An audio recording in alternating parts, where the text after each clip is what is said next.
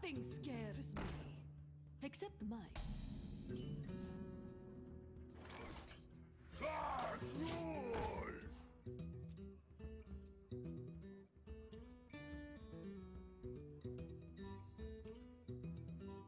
Not on my watch.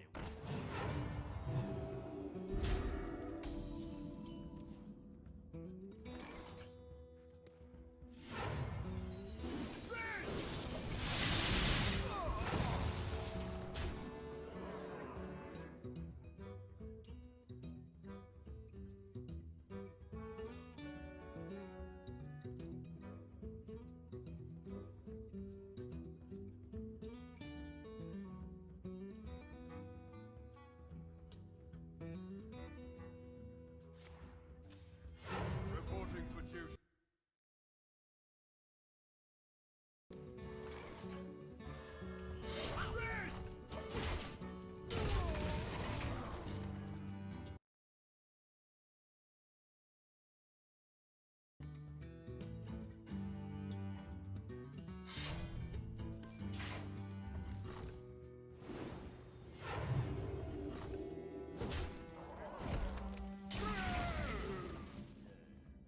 Tonight, a tale of terrible tragedy.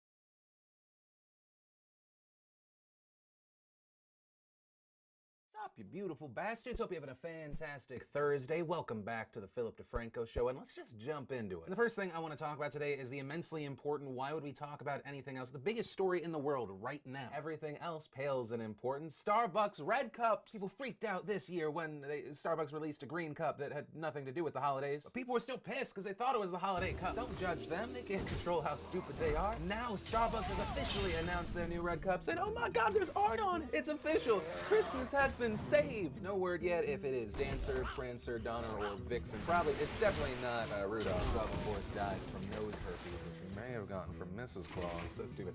There are also a bunch of other different designs. And the way they got their artwork is pretty cool. They showed that last year they just had the plain cups, and then artists filled those cups in. So they worked with a bunch of artists that were already doing it, and then they released them officially this year. It's pretty cool. Once again, if you would have gotten angry if it was just a red cup again, I think you need to just hold your breath and then just see what happens. I feel like you might be able to hold your breath a little bit longer just because your brain's already used to being oxygen starved. And if that joke didn't make sense to you, you might be too young, or yeah, that was the whole point. The main point, Christmas has been saved. Also, why people make a big deal about us the cup? People saving these? Whatever. Also, if right now you're like, Phil, really? The red cup story? That's story number one?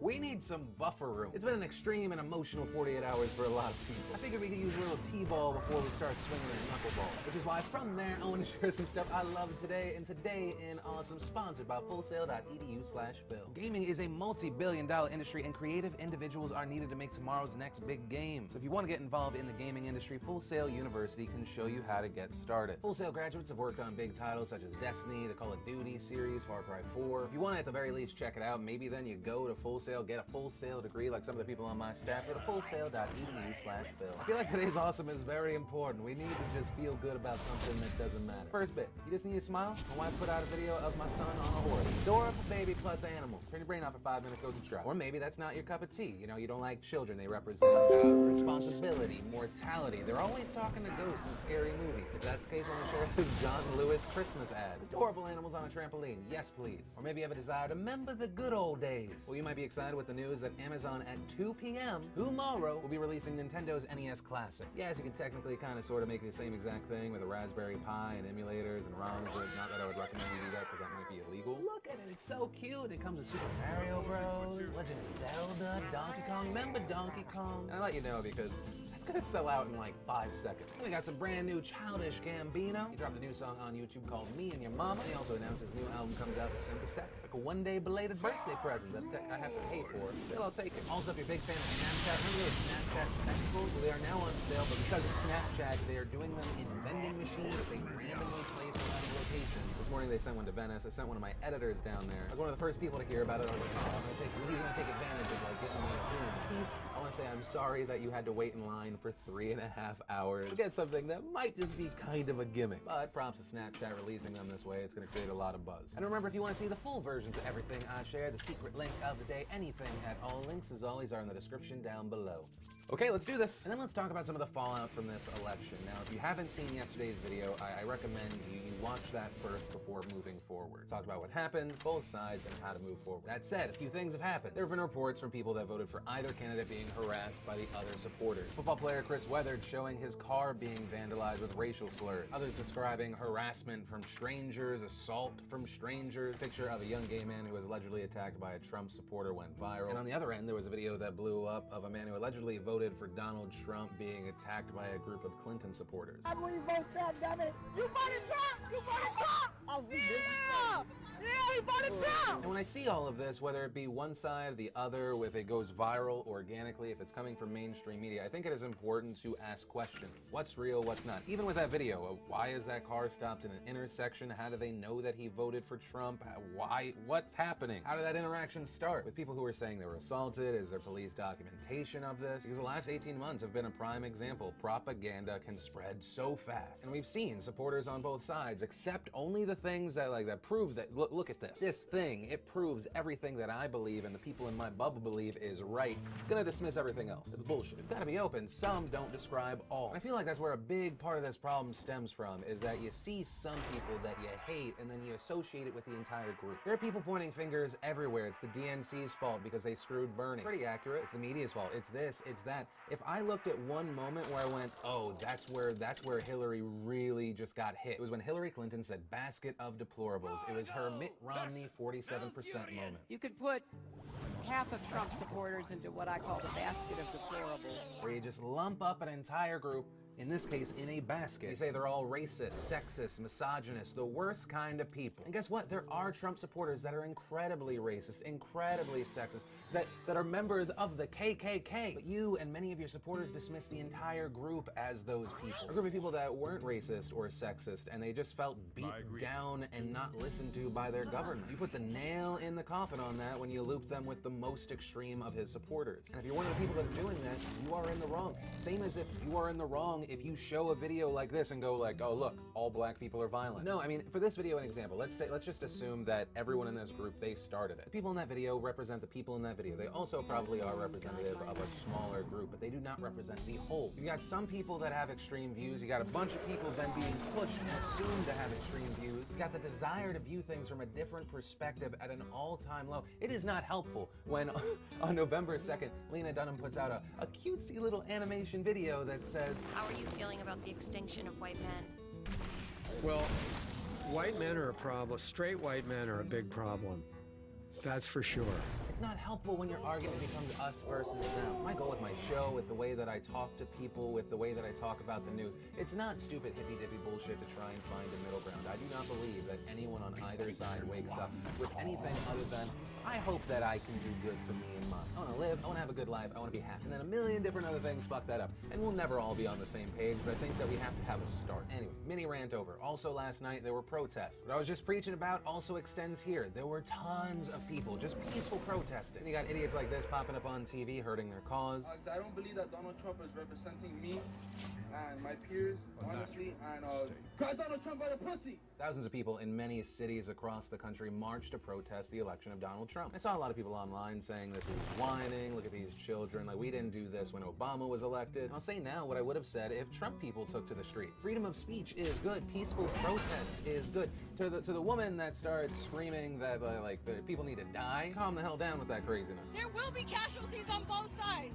There will be, because people have to die to make a change in this world. Reportedly, there were also 120 or arrests. There are some reports of damage, vandalism, injuries in several locations. And so for the people that would destroy property or use this as a reason to attack someone, fuck those people. Like to the few who set a fire in front of Uber headquarters, what did you accomplish other than completely ruining your argument? You let the world know you were angry, but also that they really shouldn't listen to your opinion because you are a person who starts a fire in front of Uber headquarters. Like I was preaching earlier, I'm not going to take the people who are angry and they're being outspoken and peacefully protesting and mix them in with these violent feuds. It's the same reason why I won't say all Donald Trump supporters are all for that guy's car getting vandalized and swastikas and threats. Actually, what makes me a little more nervous is how one man responded to this. Sheriff David A. Clark Jr., a man who is reportedly on the short list to be Donald Trump's Secretary of Homeland Security, said these temper tantrums from these radical anarchists must be quelled. There is no legitimate reason to protest the will of the people. Which then the argument could be, well, if you're talking about the will of the people, the popular vote as of right now, while recording this video, is still in the favor of Hillary Clinton. But of course, as many of you know, we have a centuries-old system called the Electoral College that elected Donald Trump. And hopefully, if there's anyone that respects protests, it would be Donald Trump. In 2012, when he wasn't happy with the election and he was frustrated, he tweeted, "Can't let this happen. We should march on Washington and stop this travesty." Now, if people start destroying stuff, yes, crack down on that, but peaceful protest should be embraced. And if you've watched the show long enough, you know that I have supported the protest, of groups that I didn't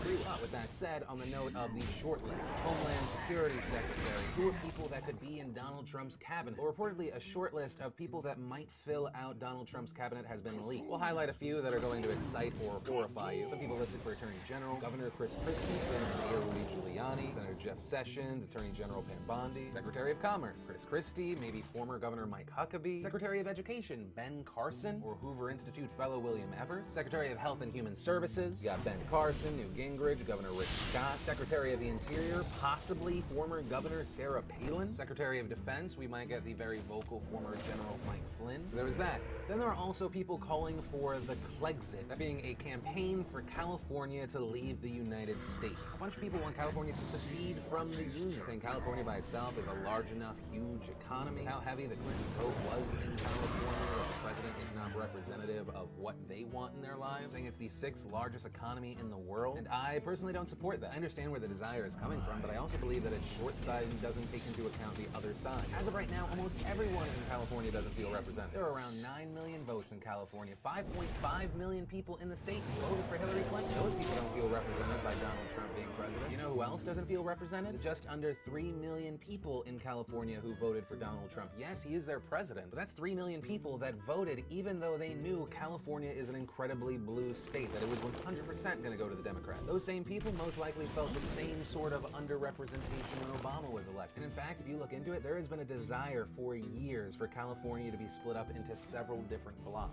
There's a lot of people. California is a big state. When you think of California, most people just think of, oh, the San Francisco elite, the LA elite. There are a ton of people in the state that do not fit that demo. You've got a bunch of people yelling, hey, we're going to take our toys and we're going to play over here. Not taking into account a third of the people are like, hey, hey, hey, hey, because it didn't go your way this time, you're going to leave? What the hell is that about? And I think that's where I'm going to end talking about this. There's more to talk about. Donald Trump met President Obama today. A lot of talk about what Trump said versus what he's going to do, whether it be about trying to put Hillary Clinton on bars, or the Muslim ban that he talked about and promised that has now disappeared from his website. There'll be no shortage of time to talk about this. He's going to be in office January 20th. What I do ask for, and what I hope for, is compassion and understanding. It's important for many on both sides to have, because many on both sides don't. Because if we as people view everyone that's not a part of our group as the monster, treat them like the monster, they either become the monster or we're actually the monster. That's where I'm going to end today's video. And remember, if you like this video, you like what I do on this channel, hit that like button. If you're new here, hit that subscribe button. But that said, of course, as always, my name is Philip DeFranco. You've just been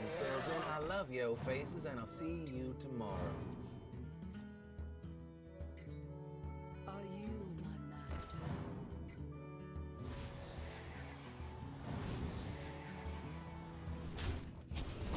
Beautiful bastards, hope you're having a fantastic Tuesday. Welcome back to the Philip DeFranco Show. And before we jump into it, oh my God, it's here. Election day is here. I voted this morning. I got in line. It was like 4 minutes of drama where maybe I wasn't going to be able to vote. I was able to vote. Everything's good. Oh my God, what's gonna happen tonight? I don't know. I just want it to be over. I know that we're gonna have to live with the results of it, but it's just like, anyway, let's jump into the first story today. And that first thing is I have a brand new favorite moment from this election cycle. Last night in New York's Washington Square Park, Madonna had a surprise concert in support of Hillary Clinton. And you know how sometimes when you're at a concert, when an artist is between songs, they'll start talking to the audience, and that'll lead into the next song. Well, Madonna was doing that, and this moment happened. Because there's a lot of people out there that don't believe that women have a voice or that minorities have a voice, and I do consider myself a minority. Yeah, I do. What? I hate when something legitimately makes me laugh because I hate my real laugh. It borders on that horrible Ricky Gervais laugh. And keep in mind, this picture shouldn't be a shock to you. Remember when she tweeted out this hashtag on a picture of her son? Then she deleted it, reposted the picture with a "get off my dick, haters." She then tried to patch in the statement saying that women are marginalized, and there are a lot of cases where they are. It is still weird that Madonna considers herself a minority, although, I mean, if you think about it, she is a part of the 1%. She's technically a minority, but not the way people usually use that term in this country. My final note on this one, I want to say to the woman that said, "What? I love you," because it sounded like you didn't mean for that to come out of your face. It was like your brain was so confused and rejected what Madonna just said, your body went, "Blah, what?" And super ultimate main point, I would like to organize the Million Madonna Month. Madonnas in this country are a minority that has been swept under the rug. Granted, it's likely a silk rug like this one that sold for $4.4 million in 2008, but still, why is no one out there defending and talking about Madonna rights? I, my friends, am ashamed to live in this country. And that's why, my friends, on Election Day 2024, please vote DeFranco so we can make America like a virgin again. And I'm done with this bit. Madonna, you think you're a minority? Anyway, next story. Then what other election news do we have? There are reports that Donald Trump said that Bill Belichick and Tom Brady were voting for him. Then someone asked Giselle, "Hey, are you and Tom backing Donald Trump?" She said no. And none of that matters. The most this story means is like, oh, Tom Brady and Giselle don't support the same candidate. There are also two porn stars, Angelina Castro and Maggie Green, made a video saying that if you follow us on Twitter and you don't vote for Donald Trump, you vote for Hillary Clinton, we will blow you.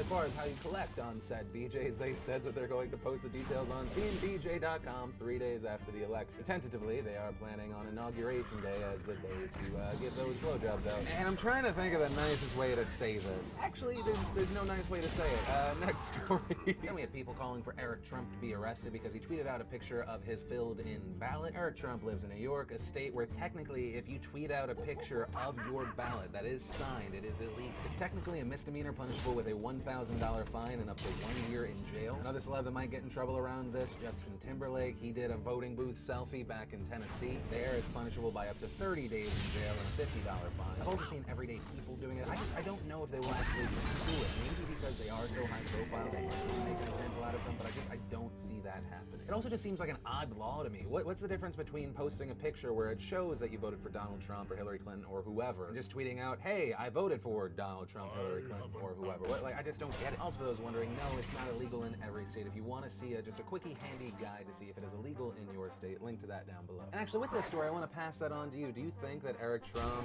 or Timberlake, should they be punished? Some people have argued the reason that it's illegal isn't so much that you're sharing, it's that you're slowing down the process to other people that might want to vote. You're taking up an extra 10 seconds, 60 seconds, that adds up. Should it just be the fine, or people being petty? I'd love to know what you think and why. From there, I want to share some stuff I love today, and today in Awesome, brought to you by the DeFranco 2024 shirt. It doesn't matter if you voted for Clinton, Trump, third-party candidate, maybe Harambe. I will need your vote in 2024 to undo the damage that President Kanye West and Vice President Taylor Swift have done. And in the meantime, it lets people know that I support common sense and conversation. Also, fun thing, I saw someone made a video that used the logo as an AR experience. I put the shirt up for a few days. First bit of awesome, it's actually self-promo awesome. I put a video out on the Philly D channel. It's just meant to be just happy. Something where you can just take a break from the anxiety that is this election and just smile for like 7 minutes. Then we got another peek at Ghost in the Shell. We also got the news that NASA has completed the $8.7 billion James Webb Space Telescope. It's a successor to the Hubble telescope, and it will collect 7 times more light than the Hubble telescope and scan the infrared spectrum to see through dust. Then online, we see the Battle of the